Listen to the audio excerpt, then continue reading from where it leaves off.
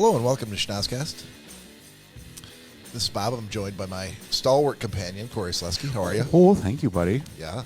Just got me a little hard. Yeah. Stalwart? A little stall hard. Is that the word that got you? Stalwart? I think so. It's kind of weird, but Kind of provides a little background into your virile nature, your manliness, your I don't know about daring that. do Well, as a co-host. Come on. I mean, I'm adding a lot of pressure. You This whole definitely episode. are. You definitely are. But maybe I will rise to the occasion. Maybe. Yeah, we'll see. How are you, buddy? I'm doing all right. Doing all right, sir. Hey, if you're new to the show, thank you for joining us. If you want to go back and listen to or watch previous episodes, you can find us out there in the streaming services, anywhere we read a podcast. Also on YouTube, go give us a like and subscribe. Please. If it's the only thing you ever do. Ever. Just go to YouTube. Yeah. Type in Schnozcast. Listen, if And you're then- one of those people just kind of skating through life, And then doing hit the bare minimum. Hit that button. Even if you're killed. Ooh, excuse me. Whoa. That was weird. As the kids say, smash that button. Yeah, even if you're killing life and you're doing great, just take the time to go to YouTube Yeah. and hit that like button. If you live in the or States. subscribe button, sorry. If you live in the States, then, all the things we're talking about should be easily digestible by you. If you're living overseas, you're living in Europe, you're living in APJ, you're living in Australia, New Zealand, wherever it is. Antarctica, Could be Antarctica, could be Greenland, Mexico. could be Mexico, absolutely. Brazil, I just want to see how long Guadalajara, see how long we're going to go until Zambia. we named all the places in yeah, the world. all the countries. Yeah. We try to make this applicable to everybody. Of course, you do need to speak English. I'm not sure if the transcription services actually translate for us, but It might let's be a little assume weird, let's but- assume they don't. Check it out. See Yeah, how check it out. see how it goes. Yeah, try out those English lessons. Maybe you're going to understand what we're saying. We have had people say that they listen to us to learn English. To learn it, that's really not a great idea. Although multiple English degrees, buddy. Yeah. Yeah, Our English be great. that's right. It'd be perfect. It'd be perfect. Or or yeah, you can go you can go DM us on Instagram. You can email us at schnozcast@gmail.com with any of your existential questions or That's what I requests was for looking for. relationship advice from Todd Dillon, who our co-host or the third wheel on this 3-wheel bicycle. Was not able to be here, so shout out to him and Mary taking care of their dog Max. Thinking about you, buddy. Love you, Todd. Absolutely. Hey, so one of the things that I wanted to bring up to you was a theory that I had heard, which I thought would interest you, and that concerns the Big Lebowski.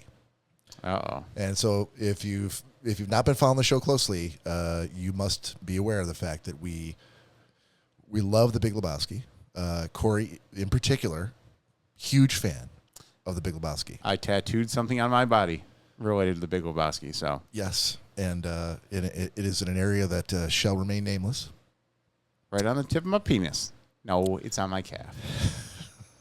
Come on, man. You were good until you said no. I don't need my mom hearing this at some point for some Your reason. mom doesn't listen to this show. Scott does, and I. Oh, yeah. boy. Okay, never mind. So I don't need him giving misinformation to my mother. All right, so the theory is, and this is a fan theory, right? But I thought it was very interesting, was that the Big Lebowski in plot is very similar to, and perhaps a takeoff on Alice in Wonderland. Have you heard this? I've not heard. There's been plenty of theories I've heard about the movie. But this isn't one of them? No, Alice in Wonderland. I want to see. Perfect. Hey, hang on, before Yeah. you give your theory Sure. about the Big Lebowski and Alice in Wonderland. Yeah. We have a shot sitting here. Oh, yeah, we are a drinking podcast, and so tonight we are doing shots of Fireball. Big surprise. Oh, That's what was in the cooler. I see you went a little easy on yourself over there, buddy. I tried to go easy for you, did I not? Oh, okay. I'm not complaining. I'm glad you're happy with it. I overpoured what I intended to in your shot. Apparently good with it, but yeah, I wanted to go a little. Last time it was like a 3-shot pour. Sorry, dude. Hey, it is That's what fair. it is. Well, we got to make it through a whole show. All right, here's to you. Cheers. Cheers, buddy. Ooh. Yep. Good Lord. Okay. All right, now that that's Let me down, collect myself. yeah, get yourself together. I want to hear this theory. Okay. So, The dude is equivalent to the Alice character. And in the beginning of the movie, like, Alice has not a care in the world, has no responsibilities, has nothing that she needs to worry about. And then she starts chasing the white rabbit, and she falls down the rabbit hole. And the rabbit hole has been said in this fan theory to be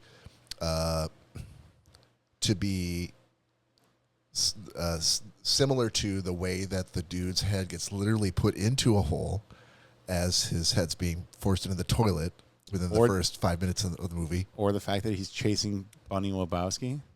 Bunny is the white rabbit.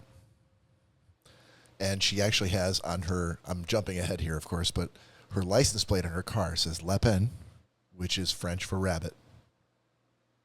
Don't know if you knew that. I did not. The other area that where the dude could be falling down a rabbit hole is when, in the dream sequence, he at some point he's dreaming he's been knocked out by the henchman, by Jackie Treehorn's henchman, and ends up in a dream sequence in which he's standing as a minifigure on the bowling alley, and a ball rolls over him, and then your view is out of the hole The bowling ball. in the bowling ball. So those two things have been likened to him falling down the rabbit hole. The two henchmen that piss on his rug and put his head in the toilet at the beginning of the movie are the Tweedledee and Tweedledum characters. And Maud is like the Red Queen, where she's the one who engineers in the background all of the major things that happen in the movie that affect the dude and send the dude on his missions, similar to the way that the Red Queen does in Alice in Wonderland. And just like the Red Queen, who has her henchmen, Maud has the Nihilists, and the Nihilists are often dressed in red, where they're chasing after him with the scissors to cut off his Johnson. I cut off your Johnson. Cut off your Johnson. And the Walter and Donnie are the Walrus and the Carpenter characters in Alice in Wonderland. And they match pretty closely to the Walrus character is a scheming character who's always sending Alice on different types of missions, and the Carpenter is Donnie, who generally doesn't have a knowledge about what's going on, and generally seems to be oblivious to the plot of the movie. Jackie Treehorn is the Mad Hatter, and exacts his punishment upon the dude. And I think we talked about Woo and Thug number 2, the blonde-haired dude, which I don't think he has a name. They're just both Jackie Treehorn's thugs, but we know that the Asian American character's name is Woo because of the dialogue. So what are your thoughts about this theory? I mean, it relates a little bit. Yeah. But because there's plenty of other theories out there, too, of like, oh, Donnie's a figment of Walter and the dude's imagination. Right, which let's pause on that for a minute, because I think most people who have seen the movie more than once can say, like, oh, that theory might hold some water, except for the fact that after the dude's car gets stolen. Yeah, he does say something to Donnie. So well, he answers Donnie's question, but the interesting part is we don't know whether or not. So what happens is they walk out the parking lot, dude's car is stolen. Walter and the dude have an exchange about, where's your car? He's like, I think it's been stolen. And as the dude is walking away saying, I'm going home, his bag phone starts to ring again. And Donnie says, phone's ringing, dude. Yeah.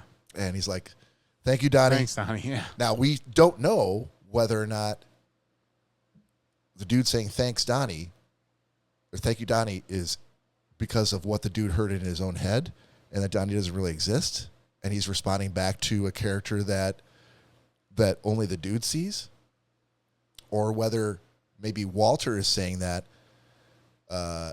and Donnie is some other figment of dude's imagination. Right. So, but the Coen brothers have come out, and again, this is what they've said, Yeah. And they're the ones that produced the movie, made the movie. Yeah. They've always said like that it has nothing to do with anything else in life. There's no conspiracy like behind it. There's no relation to another movie. It was just a movie we made. Yes. However, again, yeah, the coincidences. Coincidences? Is that a word? Coincidences. Yeah, 100%. Yeah. So but also in Ted Lasso that you assigned to me, they actually name the condition of hearing a word and all of a sudden losing all association with the word and it becoming like a new word that you now have trouble identifying. Yeah, there's a word for that condition or the word for that experience that you have with that word that I feel like you just experienced. I wish I could I wish I could remember it. I'll look it up and bring it up later. But there's always been all these different theories and everything that's gone on with the Big God damn. Oh, the Big that shot was a little too full. I think that did me in. But yeah, no, the Coen brothers have always said they're like there's nothing behind it. There's no relation to any other movie. Which again, they're the ones that made it. They're the ones that produced it. Yeah. Are they just saying like, oh no, like there's nothing there, and there is? I don't think they would say that if there was actually something there. It's been so long now too that the movie's been made. I feel like at a certain point they'd be like, oh yeah, we correlated to Alice in Wonderland. But I think that I'm probably paraphrasing something that Tarantino once said, which is that at the end of the day, it's better if we don't say anything and just let the interpretation be in the mind of the viewer. Pink Floyd, The Dark Side of the Moon has been compared with The Wizard of Oz because of the way that it matches up if you start at a particular time.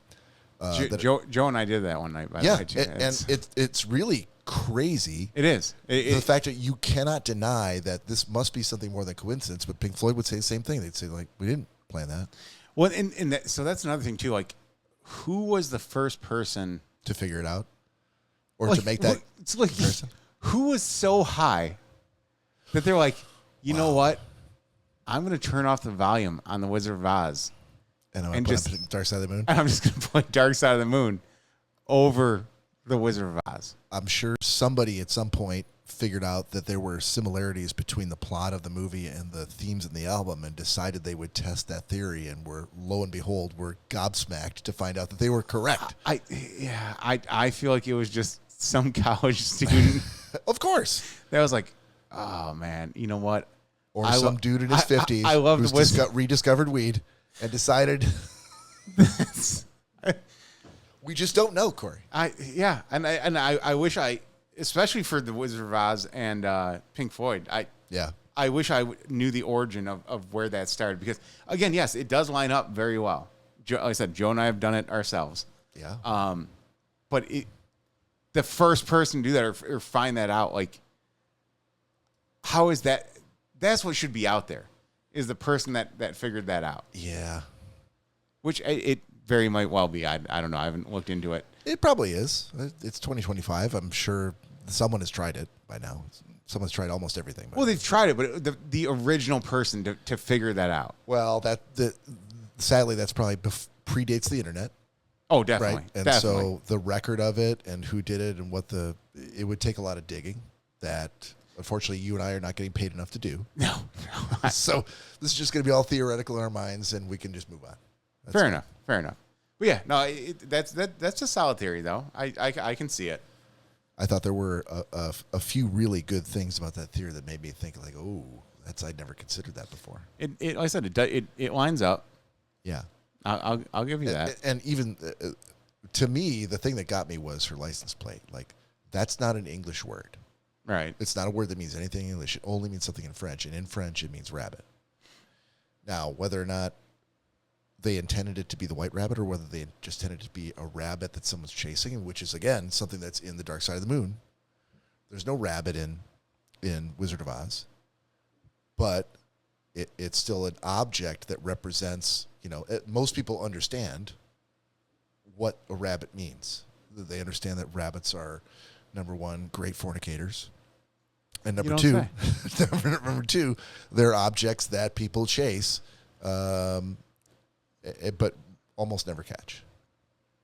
They represent the elusive thing. Right. But also on the same turnaround, I feel like people that create movies at that level, clearly the Coen brothers had probably seen Alice in Wonderland. Sure. And maybe subconsciously they kind of didn't base it off that, but they just put things in there from other movies. You could argue that this podcast is a result of our influences. All of us, you, me, and Todd, and even going back to Nick Bader. What we thought was entertaining and what we felt like was something that we wanted to incorporate or emulate in the show. Yeah. So we are a sum of our experiences, which I believe 100%. Yeah. So that could just be the case. Is they've seen so many movies, and being in the movie industry, they had such a insight on different movies, and they've seen so many that it just kind of happened to correlate. Yeah. There's been a lot of lawsuits in the Hollywood and in the music industry of people who've been sued for going like, they've released an album or made a movie and someone said like, hey, you copied my idea. Yeah, and the whole lawsuit is too close. Did this person have any exposure to what you did, or was it just happenstance? Right. If I saw a movie, and if I'm a screenwriter and I'm writing scripts and trying to get them made, trying to sell them, anything that I write is likely going to be a sum of my experiences and things that have influenced me over the years. And I should be careful about trying to imitate those things that I know that I've seen in the past, but you cannot avoid or help the fact that you've been influenced by something that you might not even consciously remember. It might be so subconscious where you're like, oh, this element of this story. Oh, definitely, yeah. So who knows, really? But I would encourage anybody who's a fan of Big Lebowski, to check out The Big Sleep with Humphrey Bogart and Lauren Bacall, which is, according to the Coen brothers, the movie that their story was based on. And so, see, and for them to say that it was based on that, but to be like, oh, we're not going to say it's correlated to anything else. Yeah. If they said that, then I'm sure that by now they would have come out and said like, oh yeah, we also this was another influence from the movie. Again, don't get me wrong, that is pretty spot on. Right. But I think that's just more of a coincidence than anything. Yeah, and if you've never seen The Big Sleep, it is a difficult to understand. So it's almost like The Big Lebowski was them trying to make The Big Sleep a story that you could grasp. Because in The Big Sleep, it's really difficult to follow all the threads and all the people that are trying to gum up, Philip Marlowe, who is Humphrey Bogart. That's who the dude's character is based on. It's really tough to do. It requires watching several times, which we've already done with The Big Lebowski. Yes. So. Oh yeah. All right. So that's something I just wanted to share with you. I appreciate it. I said that's one I have not heard yet. All right. So we're gonna move on to existential question and see how many of these we can get through tonight. Existential question of the week. Again, the acid trip that is Todd Dillon's sound work on this drop. Existential. Every time I listen to him, I don't know what he was doing where he thought this is going to be some sort of a sound adventure for us. Oh, he was doing acid. He might have been. All right. For this week, existential question. I feel like based on the healthy shot that you've just had and the fact that this is the second episode we've recorded tonight, then we're going to get some interesting answers to some of these questions that we've got. So I'm going to go with my gut here. And let's start out with this one. What is your worst habit? Drinking. Drinking? All right. It used to be chewing, but I've since stopped that. So. Yep. Good on you, sir. And Yeah. I'll say mine is smoking. That's, So this is a pretty quick. yeah, that was easy. Yeah, probably. If anybody's watched the show with any sort of regularity, I'm sure they would have figured the same thing. Yeah. So, all right, that one's done. Here's something that let me say. I'm going to say this one because this might actually derail the show for the remainder of the time. That's going to be later. Okay. Okay. What is your favorite emotion? Being happy. Happiness? Yeah. Okay. Who doesn't want to be happy? A lot of people want to be happy. Yeah, I don't want to be sad. Not everybody. I don't want to be in turmoil. But that kind of makes it an easy question, and I'm not sure it is. I'm not sure it was meant for all people to answer happiness. I mean, maybe not, but I want to be happy. I'm going to go another direction because I can't just say the same thing. I refuse to do that. So what else can it be beside happiness? I will say Horny. And I don't know what this emotion is, but that feeling. Well, I'll explain it to you, Bob. When your dick gets hard, that's called being horny. When your tattooed dick gets hard. It's not tattooed. I'm going to say the emotion that I have when someone that I care about does something that I knew that they were capable of that maybe they didn't know. That's happiness. No, it's not happiness. It's something else. I don't know what the name of it is, but it's a satisfaction. I think I just told you. God damn it. I'm trying to very specifically go, if it's happiness, here's why I'm trying to say it's not happiness, because it's different than what Cory said. It is someone that you that you love, someone that you care about very much, doesn't think that they're capable of doing something that suddenly they discover that they are, and they do it, and you get to witness it. And then that makes you feel happy. That makes you feel happy. Yes, exactly. Okay. All right. So let's all agree. We all want to be happy. Or we can't go through these questions like one after the other like this. Okay. Next question. What from your youth was not just a phase? Oh. There we go. Okay. Dude, to be honest with you, I don't know if I've. Now. Oh no! What? No, I got it. Go ahead. Yeah.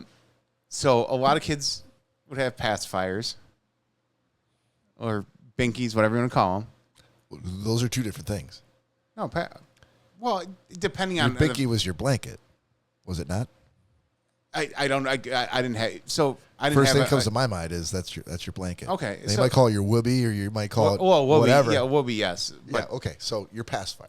Pacifier. Sure. As a kid, I had one for a little bit, but Yeah. at a certain point, I discovered pillowcases. Yeah. I fucking forgot about that. I fucking forgot. I walked right into that. I thought, this is going to be an interesting one. Like, who knows what we're going to answer? When in reality, like, it should have been like, this is an easy one for Cory. So Go ahead.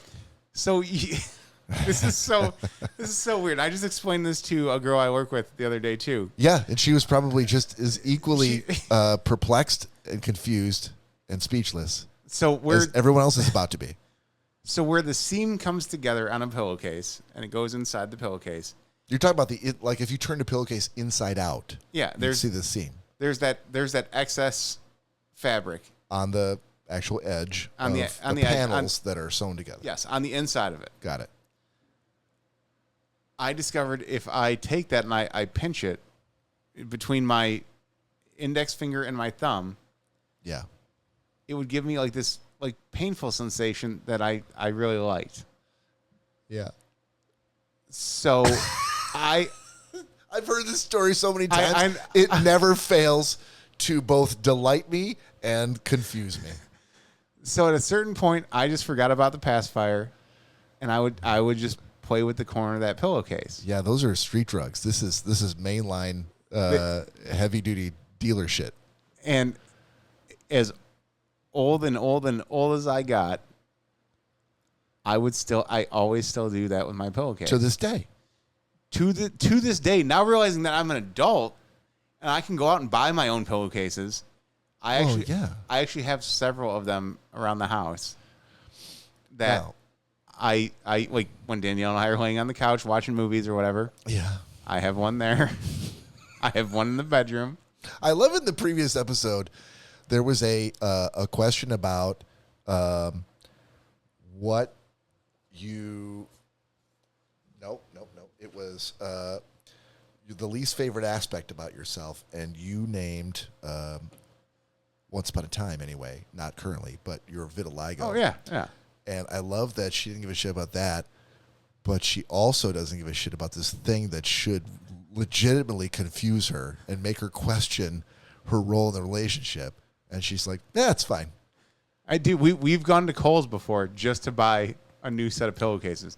Because now as I'm getting older, and at some point doing that so much, blows the corner of that pillowcase out and it tears. Yeah.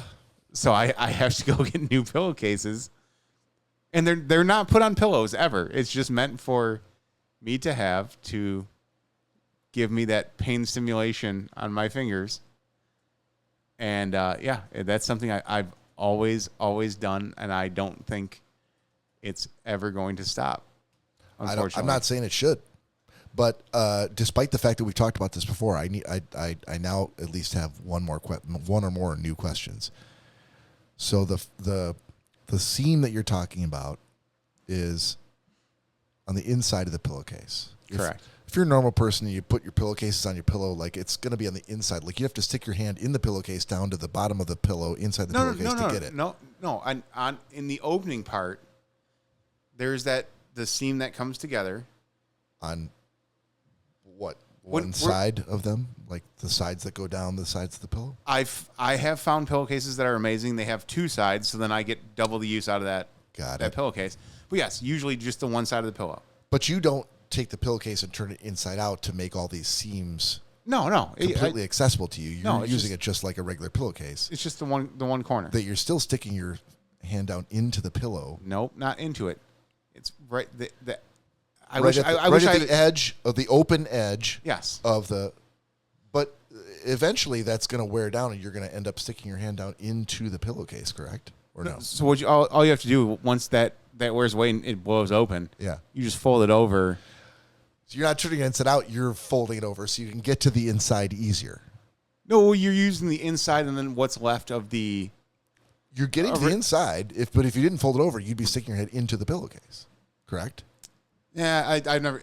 At that point, I would just throw it away. Write like a manifesto about how to do what you're doing and documenting this for future generations. I wish if we should have a pillowcase right here because I could show you. I pledge that I will have in a future episode. Maybe this is how we get followers. A future episode, I'll have a demo pillowcase available for you to demonstrate. I can bring one of mine. I can bring several of mine that have. I don't want to ruin your stash. Blown out ones and new ones and. That's fine. Yeah, so in bed is the newest one that's all still together and good. The ones like out in the living room, those are kind of blown apart and ripped up. But like I said, if you fold them over the right way, you can get it actually kind of works out even a little bit better because you're getting like double the seam. I know that doesn't make sense to a lot of people. Yeah. But yeah, I can bring them over for demonstration purposes. Okay. And now now I find the more that we're talking about it, the more I keep because now I've calluses on both my index fingers. Yeah. From doing it so much. Okay. And every once in a while, I either have to take a skin scraper and grind them down, or just cut them off. This podcast might be a therapist's, a psychoanalyst's wet dream. Oh, I'm sure it is. Yeah. But, yeah. But I need to answer this one, too. So I think that when I was a kid, I love to read. And, not that I didn't play any sports. I played, baseball and football, ran track in school. But I think that, when I was a young kid, like 5 or 6, I loved to read so much that I remember my dad telling me that I needed to get out of the house. Like, go out and play. Why don't your friends go out and play with the kid? And I'm like, because I'm reading a book. And I remember him telling my mom that this was something that hopefully I would get over. Oh, there's still the fifth in the fridge. And I just never did. I mean, I've got a bookshelf full of books. I've got bookcases in multiple rooms. I just never got over it. And I'm not sure I'm not saying that I should have or that I regret it. And I'm not even sure if either of my parents would have regretted thinking that it was something I should just get over. Because, but the one thing it did teach me was, for my own kids, that a healthy appetite for reading was something that, I wanted to instill in them. I really don't think I did a great job, which is crazy because I've surrounded them with books and read all the time, and somehow it just was something that wasn't. It's one of the crazy things about being a parent that you start out, when your kids are very, very tiny, you think that all of the things that you are, they're going to be too. All the things that you love, all the things that you can't do without, the things that you value are going to be important to them. And it doesn't take very long, just a few years before you figure out that they're their own people. You can have some impact on them when it comes to, nature versus nurture. But at the end of the day, you really don't have a whole lot of control over that. And I was just really baffled by the fact that this thing that was so much a part of me, my kids could have been less than a shit about. And I think, you hit the nail on the head a little bit there with a lot of things that, your parents do. Again, we've talked about vacuuming the rocks. Yeah. In front of my parents' house, at my Bush's house. Right. My grandmother's house. And to this day, I'm like, that's something I will never, ever, ever waste my time doing. Like, as a kid, I was told to do it, and I had to because I was a kid living with my parents, and that's what we wanted to do. We wanted to do work at Bush's house, and we did work at our house. Those leaves they're going to disintegrate. They'll go away. Right. You don't have to vacuum them out of the rocks and it was an entire day thing. Like, it would take hours upon hours upon hours to take a leaf blower, a leaf vacuum, and literally, you would just hit one spot, pick up the rocks. The rocks were too heavy; they'd fall out of the leaf vacuum. You'd hit the next, and you just went down the line for hours. And like I said, you sometimes it was even a day wasn't enough. Yeah. And we'd have to go back over the next day and finish up the rest of the leaves. Right.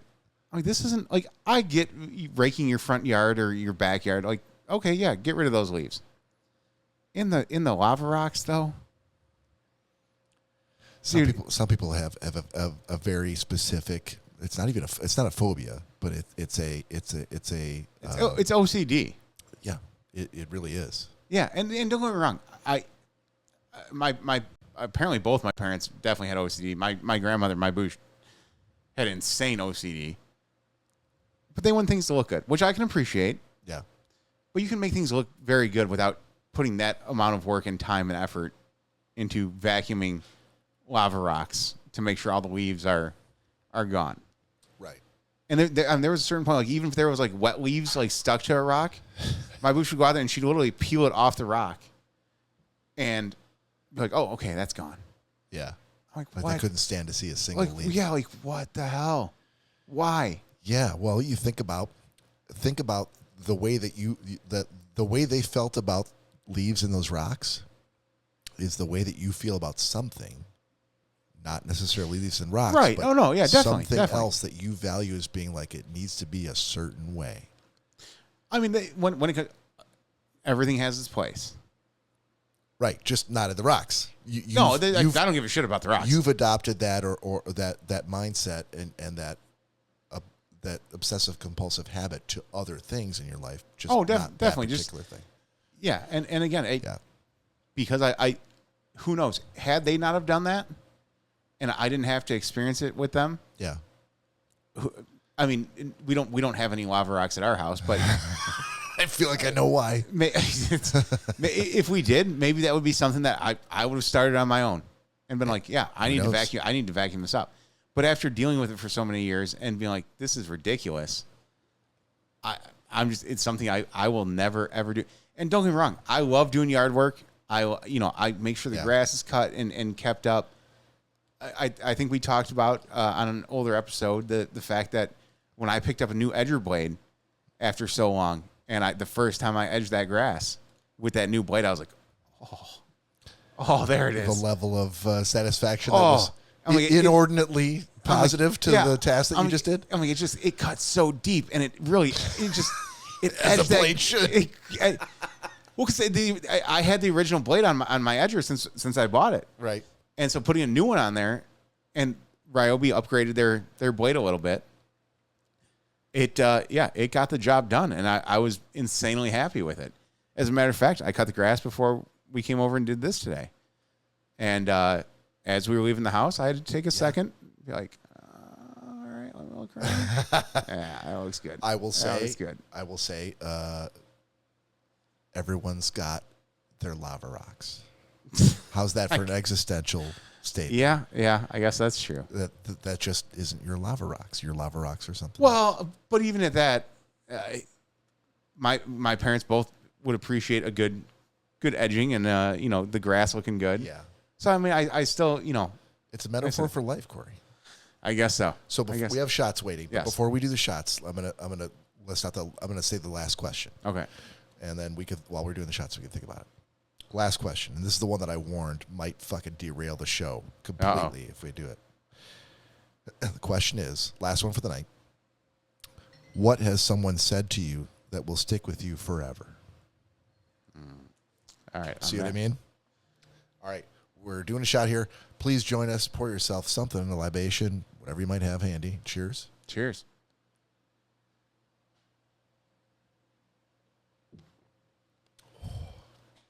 Dude, I fucking told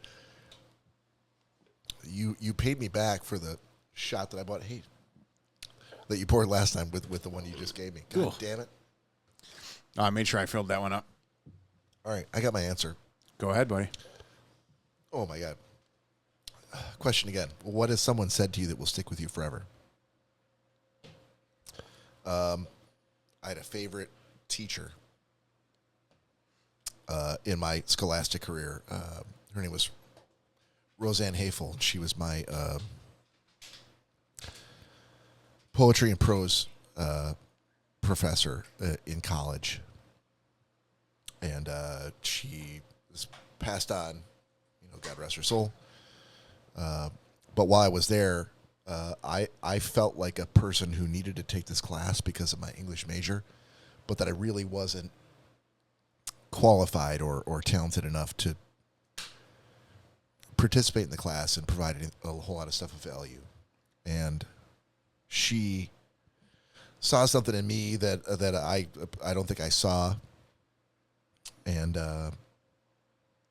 so I asked her if I could meet with her and try to talk about this project that we were supposed to do that I really had no idea how to start. And so sat down in her office and she asked me a bunch of questions about, had I read the poem? Yes, of course I had. How did I feel about it? How did it make me feel? What was my response to it? What would I tell someone who'd never read it? And all these questions that I had not considered in trying to prepare for how I was going to complete this project. And during the course of that meeting, she told me, she stopped me from giving my answer, which was probably shit, to whatever question she asked. And she said, listen, I feel like you think that what you're about to tell me is an opinion and it's not valuable. and I'm here to tell you that it's only an opinion if you believe it, and the value is only what you ascribe to it before you tell it to me. So think about your answer, and when you give me your answer, pretend that it's the last thing that you're ever going to say to me. And I thought about it for the rest of the day. I thought about it for the rest of the week, and ended up doing the assignment and doing well. But it stuck with me. It was something that really impacted me, that those sorts of people in your life that mean something to you, and you're not really quite sure why or what it means. You just know that they are valuable to you, will sometimes lead you to think about things in different ways and make decisions that are not the decisions that you might have made ordinarily, but they just teach you how to tilt your perspective in such a way that you can get out of your own way and be capable of something that you didn't think you were capable of, but that you can sense immediately, like, this is, I've now broken through to some other area, some other track of thought that I didn't know that I was capable of before. And that's what she did for me. So I think about her all the time. And I don't know if, Cory, if you or if anybody in the audience has any, people of influence or professors or teachers that were very influential upon you, but I think about her and I think about what she said to me that day constantly. I don't know if I go as far as say every day, but I think about it a lot. It tends to come back up, and I think that what we are is a collection of how we feel about being in certain situations. And so when you find something that is like a tool that you can put in your utility belt or your scabbard or whatever, your bandolier or whatever, and you can pull it out and use it in that situation to get you where you need to go, that becomes more valuable than any tangible tool that you can have. And it's very difficult to disassociate that tool, that metaphorical tool that you have, with the person that gave it to you. That was deep, buddy. Thanks, man. I don't know how many shots we've had by now, but I think I had just enough to answer that question. That's definitely appreciated, and that's you've obviously spent a lot of time thinking about that. Yeah, buddy. And not in a bad way by any means. Obviously, that's something that's clearly affected you, and you've held throughout your entire life. So glad to hear that. It's now this is one time I'm afraid to give my answer because see it. But again, it's don't be afraid of the answer. Just think about, what would you say to me if this is the last thing that you were going to say to me? Yeah, that's great. It's a crazy thought. I'd say I love you. Take buddy. your time. Son of a bitch. I'm not going to say it's devalued immediately, but no, I wasn't trying to. Fortunately for us, we say that to each other a lot. True. We spend a lot of time together, and I love you. Yeah. So what else you got? So mine is, it was something as a kid that my dad always told me. And as a kid, which obviously this is paraphrased as a kid, but I was like, fuck you, Dad. That means nothing. That's a perfect kid answer. That's I'm like, shut up. Why are you even telling me this? But as I've gotten older, and I've had different jobs and experiences in life, and especially currently in my current position, what I'm doing, we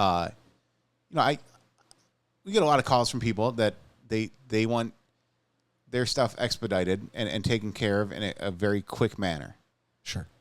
And come to find out, a lot of those times they want it taken care of in a quick manner because they messed up on something big time. And you're like, well, why would you want us to take care of this in a quick manner when it was your mistake? And it's finally hit. My dad would always say, when it came down to the last minute, and I'd be like, hey, Dad, I need this, or can you help me with that?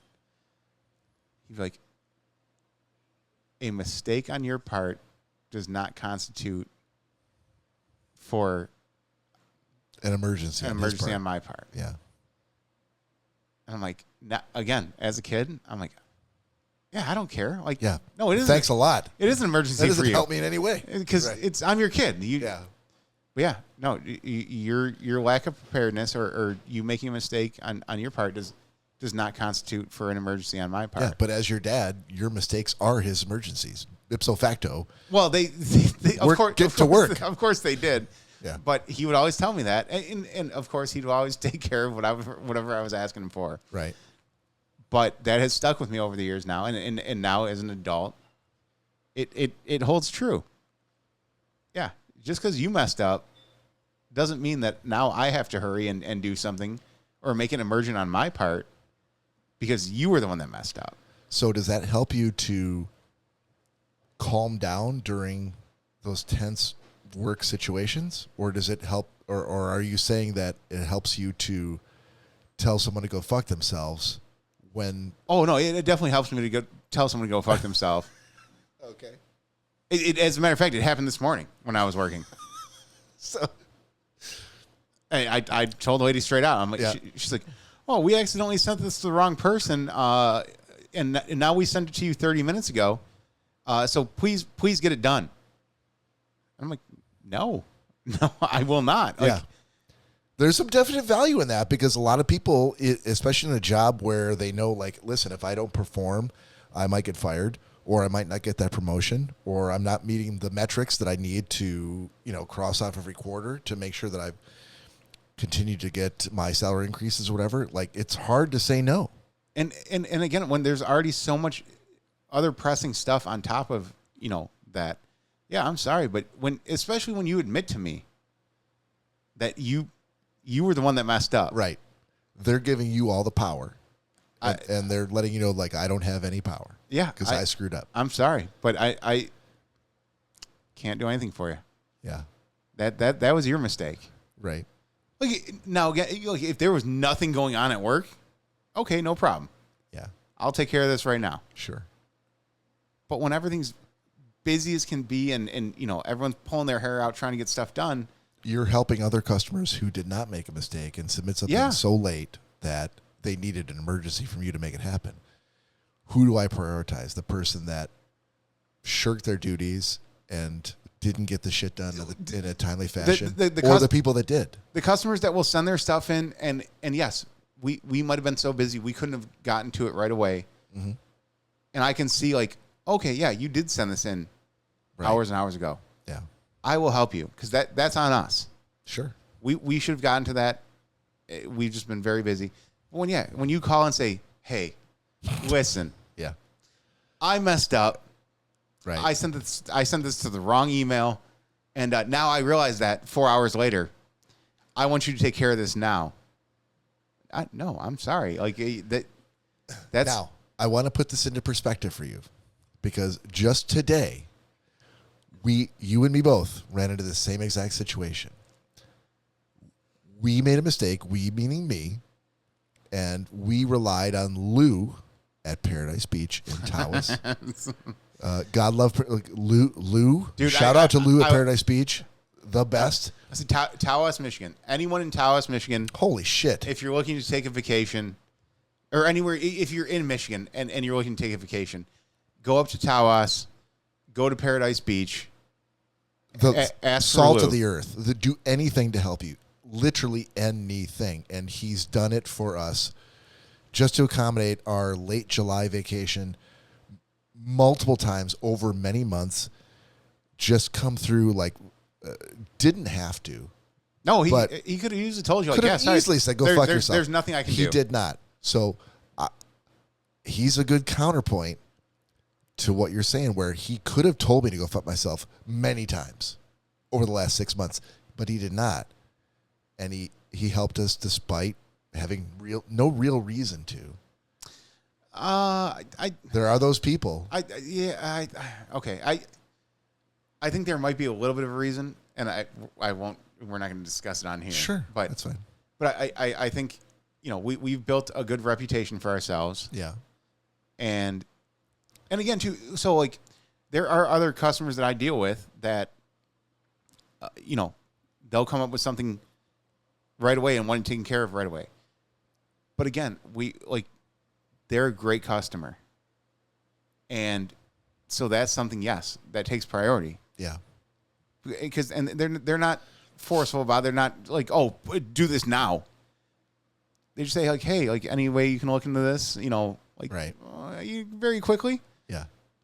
And of course, it's done.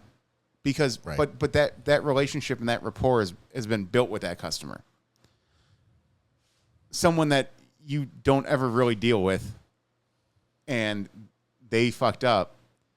That's when to me at least, that's when it becomes like, okay, like you've got multiple things you're juggling. That seems to me to be unless upper management intervenes and says that customer is way more valued than all the others, you're gonna have to make a decision. Yeah. Why should you get preferential treatment over the other customers who follow the rules? And after you messed up and you blatantly admitted to me that you're the one that messed up. Yeah.